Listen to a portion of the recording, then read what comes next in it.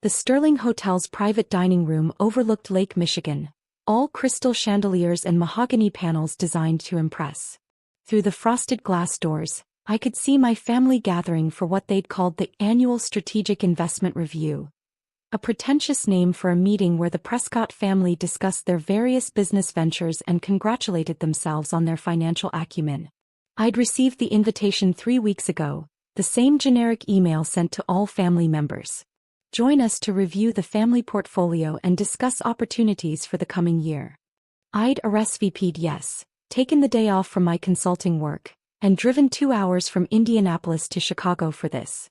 Now my father, Richard Prescott, stood in the doorway wearing a suit that cost more than most people's monthly rent, his hand raised like a traffic cop. "Sarah," he said, using the tone he reserved for explaining things to people he considered intellectually inferior, "I don't think you understand what this meeting is about." "The family portfolio," I said calmly. "Investment strategies. Annual review." "Yes, but this is for family members who've actually contributed something to discuss." He adjusted his cufflinks, a nervous habit that betrayed his discomfort. "You don't have any investments to review." Behind him I could see my brother Christopher setting up a presentation, his wife Amanda arranging folders at each seat. My sister Victoria was showing my mother something on her tablet, both of them laughing at whatever they were looking at. My Uncle Thomas and Aunt Helen occupied 2 chairs at the head of the table, the family elders presiding over their successful descendants. "I have investments," I said quietly. "Sarah." My mother appeared beside Dad, her Cartier jewelry catching the light.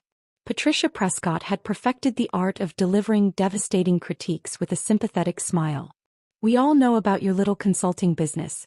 That's very nice, dear. But this meeting is about substantial holdings. Real investments. Your father has his medical device companies, Christopher has the pharmaceutical ventures, Victoria has her biotech startups. This isn't the venue for discussing a small consulting practice." "I'm not here to discuss my consulting work," I said. "Then what exactly would you contribute to this meeting?" Dad asked. "You live in a rental apartment. You drive a 10-year-old Subaru. You work contracts for mid-sized companies doing what? Efficiency reviews? Process optimization." He said these terms like they were quaint hobbies. "That's not the same as building enterprises worth tens of millions of dollars." Through the glass, Christopher was testing his presentation clicker. He'd always loved presentations, loved the performance aspect of business. He caught sight of me in the doorway and frowned, saying something to Amanda that made her look over. "The invitation said this was for all family members," I pointed out. "It is," Mom said gently. "For family members who've achieved a certain level of success. Who have something meaningful to contribute to the discussion. Sarah, you're 34 years old. You have no significant assets, no major investments, no business holdings. You're still living like you're fresh out of college." "I live simply because I choose to," I said. "You live simply because you have to," Dad corrected. "There's a difference between minimalism and inability. We're not trying to be hurtful, Sarah. We're being practical. This meeting involves discussions of multi-million-dollar investments, market strategies, portfolio diversification. It requires a certain level of expertise and experience that you simply don't have."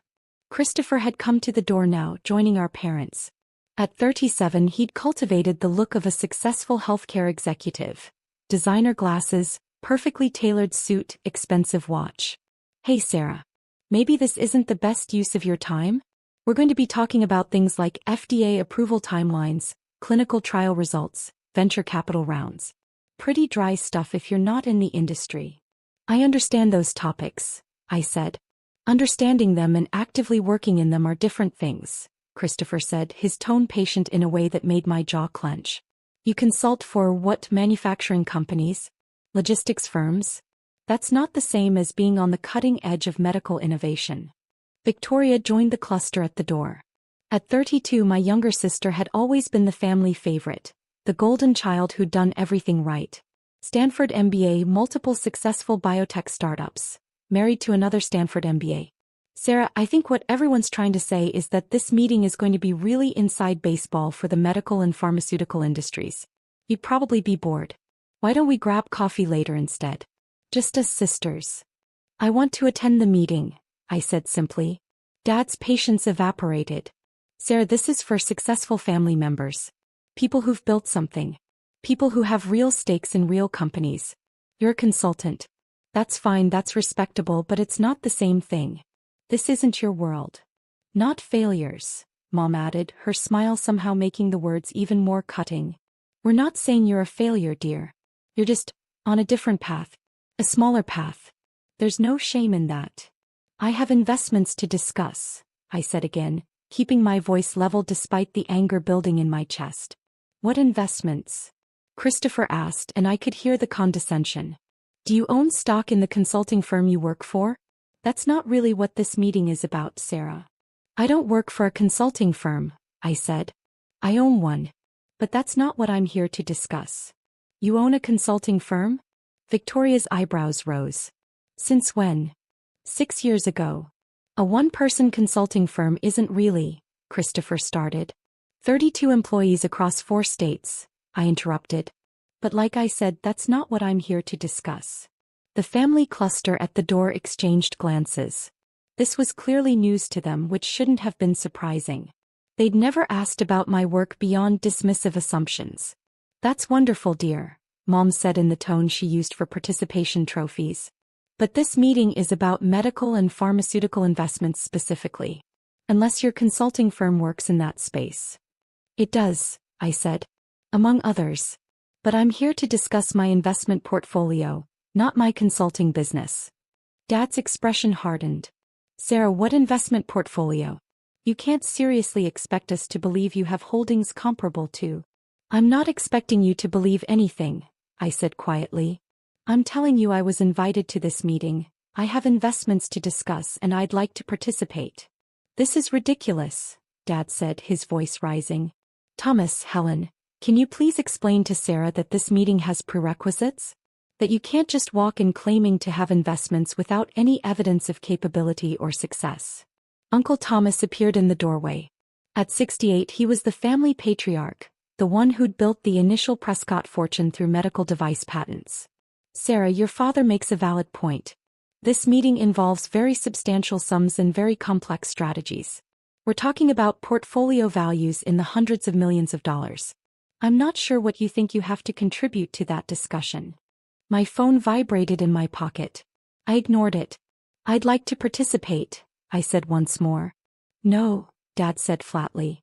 Sarah, I'm sorry, but no. This meeting is for serious investors only. You're welcome to join us for lunch afterward, but the actual portfolio discussion is not appropriate for someone at your level. High level, I repeated. You know what I mean, Dad said, frustration bleeding through. You're not in the same financial league. You rent an apartment for probably $1,200 a month.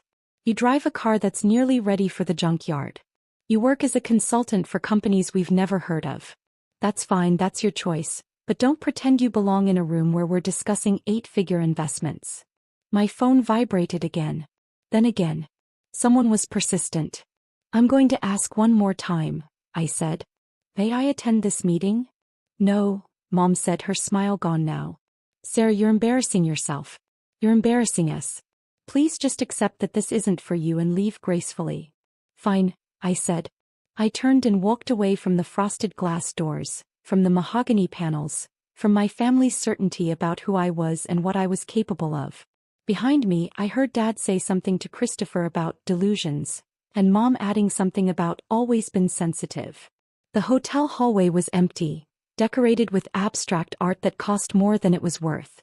I pulled out my phone. 7 missed calls from James Whitmore, my attorney.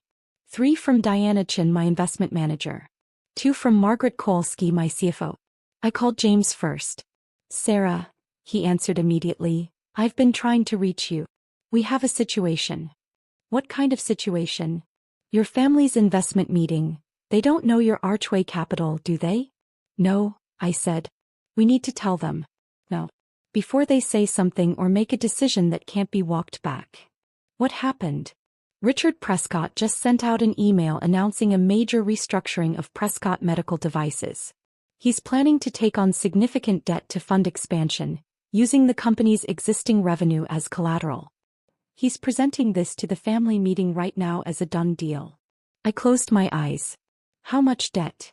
$180 million. The problem is, Archway Capital holds their existing debt, $220 million worth. Under the terms of that debt agreement, taking on additional senior debt without noteholder approval constitutes a default event, which would trigger immediate repayment requirements, I finished. Exactly. If Richard announces this restructuring and you're forced to call the debt, Prescott Medical Devices goes into bankruptcy. Your family loses everything. My phone buzzed with an incoming call. Diana Chin. James, hold on. I switched lines. Diana. Please tell me you're stopping this, Diana said without preamble. Christopher Prescott just sent out a press release announcing a merger between his pharmaceutical company and a European competitor. The merger involves liquidating his preferred shares to fund the deal, preferred shares that Archway Capital owns 70% of. He can't liquidate without majority shareholder approval, I said. I know that. You know that. Christopher apparently doesn't know that. Or he doesn't know Archway Capital is you. Either way, if this goes public, the merger falls apart, his company loses credibility and all shareholders lose money. Including you. How much money? Your position would lose approximately $90 million in value, maybe more. My third line showed Margaret calling. Diana, I need to call you back. I switched lines. Margaret. Victoria Prescott Strand is presenting a biotech investment opportunity to the family meeting, Margaret said, her accountant's voice crisp with concern. She's asking family members to invest $50 million in a clinical trial for a gene therapy treatment. She's describing it as low risk, high reward. And it's not. The trial has a 12% chance of success according to industry standards. It's high risk, potential high reward. But here's the problem. She's positioning this as a family-only opportunity, excluding outside investors. Under SEC regulations, if Archway Capital has information about this investment, which we do because we're a major investor in 3 competing gene therapy companies, and we don't disclose that information when other family members are making investment decisions, we're potentially liable for securities fraud. You're telling me I need to tell them who I am, I said. I'm telling you that this entire meeting is a legal and financial minefield, and the only way out is full disclosure. Immediately. Through the walls, I could hear the murmur of voices from the private dining room. My family, making decisions about investments I'd been funding for years without their knowledge. My family who just turned me away from their meeting because I wasn't successful enough to participate. What's the total exposure if I let this all play out? I asked Margaret. Best case, $200 million in losses across your various holdings. Worst case, $340 million in potential legal liability. Plus your entire family loses everything in the bankruptcies and lawsuits that follow. And if I disclose? Then you control the narrative. You stop the worst decisions before they happen. You protect your investments and theirs. But you also have to tell your family that their disappointing failure of a daughter has been their primary investor for the past 8 years. I laughed, the sound harsh in the empty hallway. When you put it that way. Sarah, I know this is personal, but... It's not personal, I interrupted. It's business. Get James and Diana on a conference line. We're going to crash their meeting. I'll arrange it. 5 minutes. 5 minutes. I ended the call and stared at the abstract art on the wall. A Jackson Pollock reproduction, probably, all chaos and color. Appropriate for the moment. My phone rang again. James with Diana and Margaret on the line. Options. I said. We can send a formal letter from Archway Capital to all parties, disclosing your position and the conflicts, James said. That covers us legally but doesn't stop any decisions in progress. We can request an emergency injunction to halt the meeting, Diana offered. But that requires explaining to a judge why the owner of Archway Capital needs to stop her own family's investment meeting. It'll leak to the press within hours. Or you walk in there and tell them yourself, Margaret said. Right now. Before Richard signs the debt agreement, before Christopher issues the press release, before Victoria commits family funds to a bad investment. Through the wall I heard applause. Someone had finished a presentation. How long before Richard's debt announcement? I asked. He's scheduled to present in 15 minutes, James said. Christopher's press release goes out in 30. Victoria's investment pitch is scheduled for 45 minutes from now. So we have 15 minutes before the first domino falls. Yes. I walked back toward the private dining room. Through the frosted glass, I could see Christopher taking a bow, basking in applause for whatever he'd just presented. Victoria was next at the podium, pulling up her presentation. My father saw me first when I opened the door. His expression moved from surprise to irritation. Sarah, I thought we were clear. I need to speak, I said, walking into the room. No. Before Richard presents his restructuring plan. How do you know about? Dad started, then shook his head. It doesn't matter. Sarah, this is a closed meeting. You need to leave. I'm a major investor in Prescott Medical Devices, I said clearly. I have a right to be here. The room went silent. Christopher had frozen mid-bow. Victoria stood at the podium with her mouth slightly open. Mom looked confused. Uncle Thomas frowned deeply. What are you talking about? Dad demanded. Archway Capital holds $220 million in debt obligations from Prescott Medical Devices, I said. The debt agreement includes covenants that restrict taking on additional senior debt without noteholder approval. Your restructuring plan violates those covenants. Dad's face had gone red. That's impossible. Archway Capital is a New York investment fund. You're a consultant in Indianapolis. I'm the sole owner of Archway Capital, I said. I have been for 8 years. That's absurd, Christopher said, finding his voice. Archway Capital manages over $2 billion in assets. You can't possibly. $2.3 billion as of last quarter, I corrected.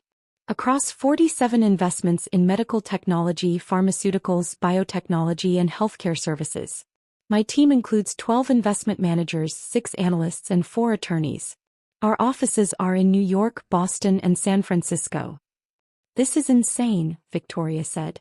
You expect us to believe you own a multi-billion-dollar investment fund? I don't expect you to believe anything, I said, pulling out my phone. James, send the verification documents to everyone in this room. Phones started buzzing around the table. People pulled them out, opened emails, began reading. I watched understanding dawn on their faces in stages. Confusion, disbelief, shock, horror. These documents show Archway Capital owning significant positions in all of our companies, Uncle Thomas said slowly, looking up from his phone. Is this real? Call your attorneys, I suggested. Have them verify. I'll wait. Uncle Thomas did exactly that, stepping away from the table with his phone pressed to his ear. Dad was scrolling through the documents, his face cycling through colors. Mom had gone very pale. Christopher was reading his phone like it might suddenly make sense if he stared hard enough. $220 million, Dad said finally. You're telling me you own $220 million of my company's debt? Yes. And Christopher's preferred shares. Diana Chen's voice came through my phone speaker. I'd left the conference line connected. Archway Capital owns 70% of the Series B preferred shares in Prescott Pharmaceutical Partners. And Victoria, Margaret added.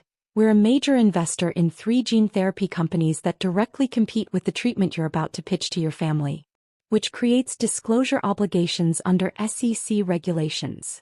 Victoria sat down heavily. You've been investing in my competitors? I've been investing in the most promising gene therapy companies, I corrected. Your company is good, Victoria. But it's not the only good company in the space. Uncle Thomas returned to the table. I just spoke with my attorney. He confirms that Archway Capital is indeed owned by Sarah Prescott. He also confirms that the investment positions outlined in these documents are accurate according to public filings and industry databases. $2.3 billion, Mom said faintly. You manage $2.3 billion? I manage a portfolio worth $2.3 billion, I clarified. My personal net worth is different. But yes, roughly that scale. How? Christopher demanded. How is this possible? You live in a rental apartment. You drive a piece of junk. You work as a consultant. I live in a rental apartment because I travel constantly for work and don't want to maintain a house, I said. I drive a reliable car that I've maintained well because I don't care about impressing people with a luxury vehicle. And yes, I do consulting work, evaluating companies for potential investment. It's excellent due diligence. 8 years, Dad said, his voice strained. You've been doing this for 8 years and never said anything? I tried, I said quietly. Do you remember Thanksgiving 7 years ago? I mentioned I'd started an investment fund. You laughed and asked if I was investing my birthday money. Christmas 6 years ago, I said I'd made some successful investments in medical technology. You patted my head and told me to be careful not to lose my shirt. The silence was absolute. I stopped trying after that, I continued. I stopped mentioning my work. I stopped correcting your assumptions. I watched you all discuss your successes at family dinners while dismissing my career as cute or quaint. I listened to you explain business concepts to me that I understood better than you did.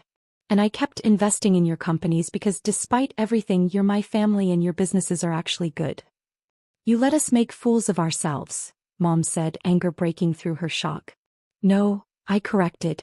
You made fools of yourselves by assuming you knew everything about my life without asking a single question.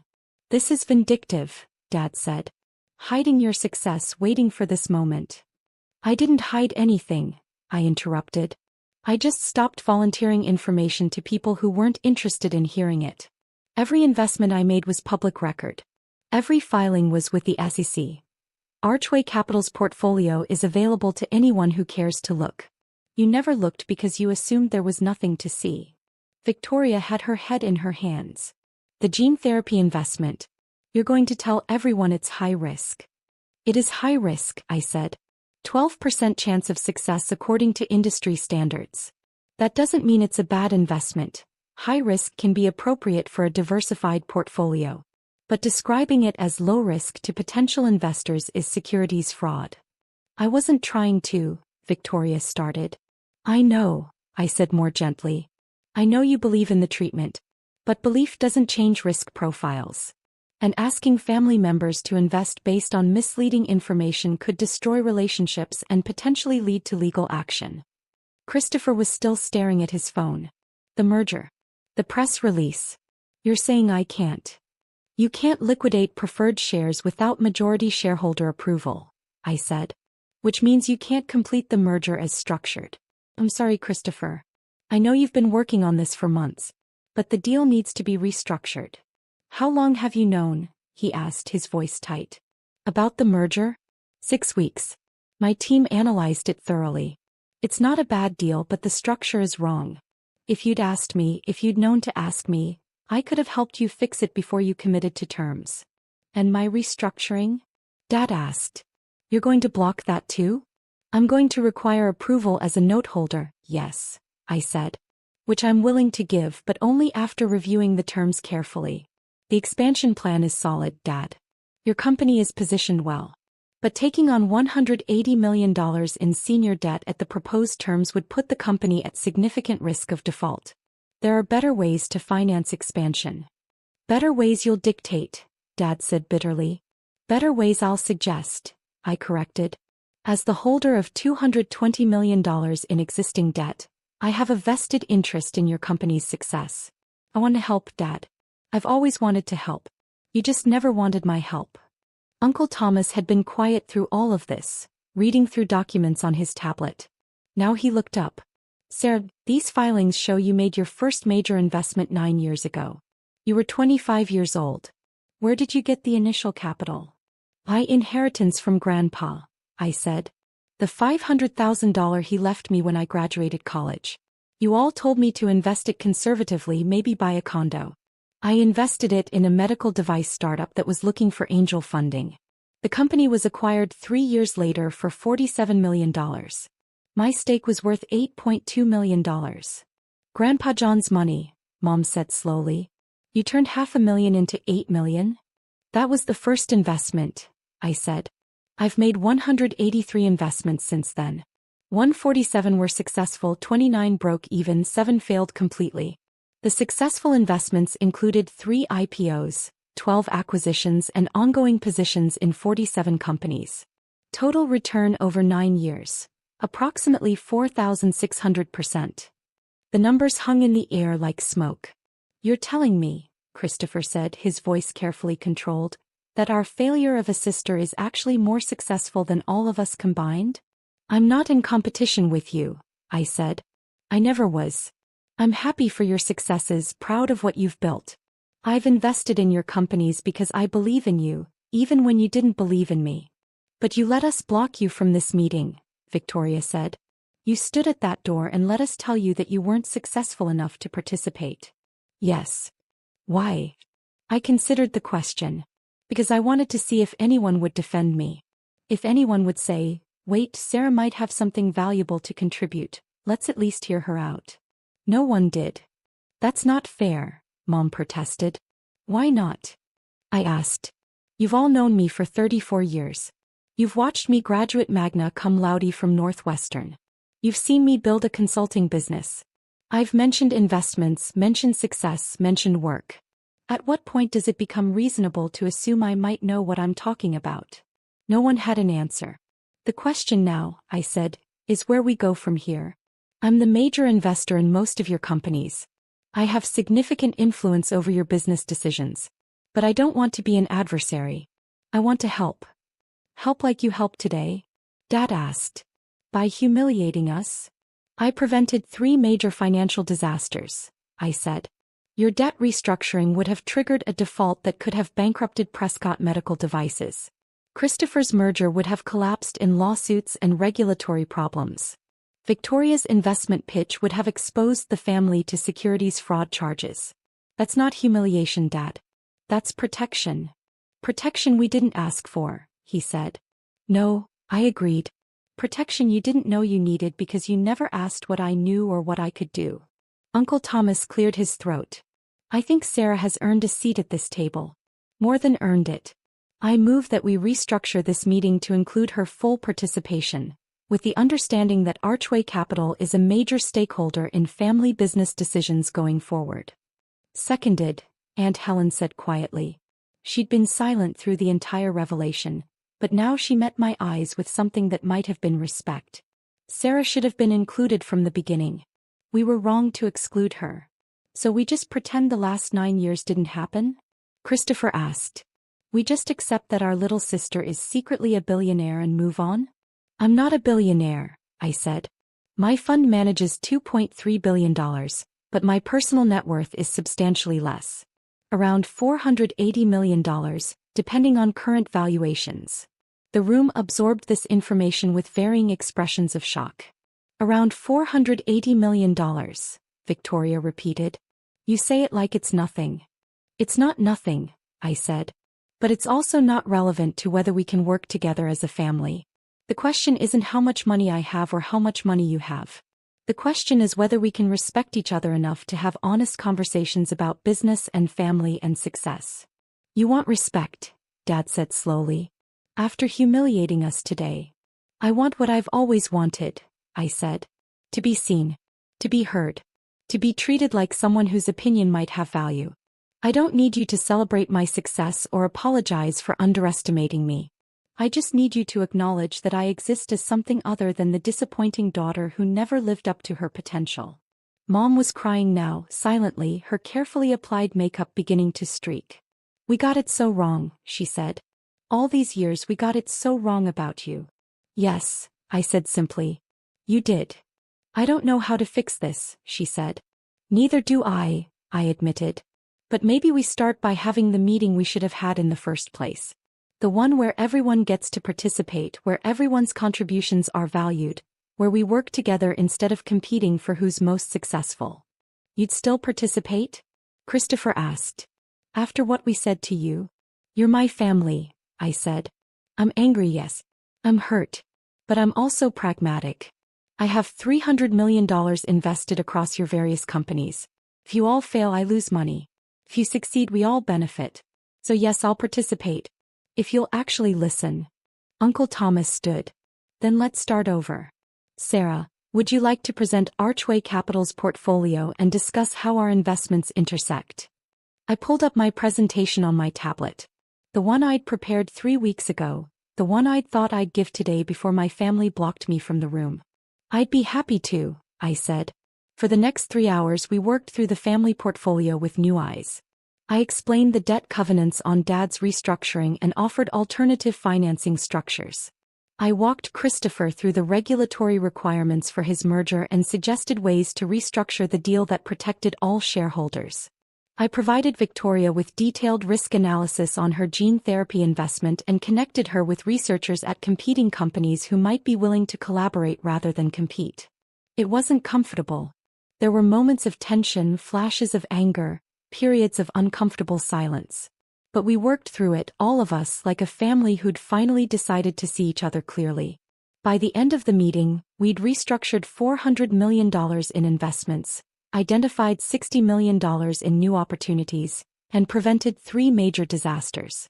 We'd also scheduled a follow-up meeting for next month, this time with me leading the discussion on portfolio diversification and risk management.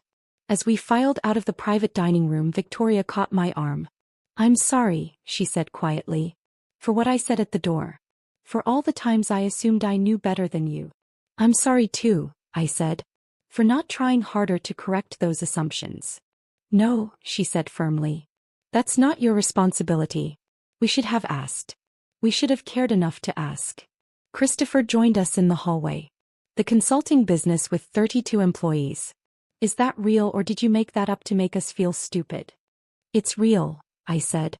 "Prescott Analysis Group. We specialize in operational efficiency for mid-sized manufacturing and logistics companies. Annual revenue last year was $8.4 million. $8.4 million? He looked stunned. "That's not a small consulting practice." "No," I agreed. "But it's also not what I'm most proud of. The work is good, but it's not my passion. The investments are where I make my impact." "What is your passion?" he asked. I smiled. "Funding medical innovation that helps people. Finding treatments that work. Supporting researchers and companies that are trying to solve real problems. That's why I invested in all of your companies in the first place. You're all doing good work, even if you're also insufferable sometimes." He laughed, the sound surprised. "Fair assessment." Mom and Dad approached together, their earlier confidence replaced with uncertainty. "Sarah," Dad said, then stopped, seeming unsure how to continue. "We owe you an enormous apology," Mom finished. "Not just for today. 4 years of assumptions and dismissals and treating you like you were less than you are." "Yes," I said. "You do." "I don't know if we can fix this," Dad said. "I don't know if you can forgive us." "I don't know either," I said honestly. "But I know we can try. That's what families do, right? We mess up and we hurt each other and we try to do better." "We will do better," he said. "I promise you that." "Don't promise," I said. "Just do it. Show up. Ask questions. Listen to the answers. That's all I've ever wanted." Uncle Thomas had been waiting by the elevators. As I approached, he smiled. "Your grandfather would be very proud," he said. "He always said you had a head for business. We should have listened to him." "He was right about a lot of things," I said. "He was." "And Sarah, thank you for protecting us today. Even after how we treated you. That took character." "It took pragmatism," I corrected. "And maybe a little bit of stubbornness. I wasn't going to let you all destroy yourselves just because you underestimated me." He laughed. "Fair enough." I left the Sterling Hotel and walked to my 10-year-old Subaru, which started reliably like it always did. My phone showed messages from James, Diana, and Margaret, all confirming that the various disasters had been averted. Christopher's merger was being restructured. Dad's financing was being renegotiated. Victoria's investment pitch would be revised with proper risk disclosure. One message stood out from Dad. "Family dinner next Sunday? Your mother wants to hear about Archway Capital. Really hear about it this time. Will you come?" I stared at the message for a long moment. Then I typed back, "I'll be there." It wasn't forgiveness, not completely. But it was a start. And sometimes that's all you can ask for from family. I drove back to Indianapolis, back to my rental apartment with the view of the canal, back to my simple life that was anything but simple. The life my family had finally, after all these years, decided to actually see. Whether they'd learn from this remained uncertain. But at least now they were looking. And that, I thought as the Chicago skyline disappeared in my rearview mirror, was progress.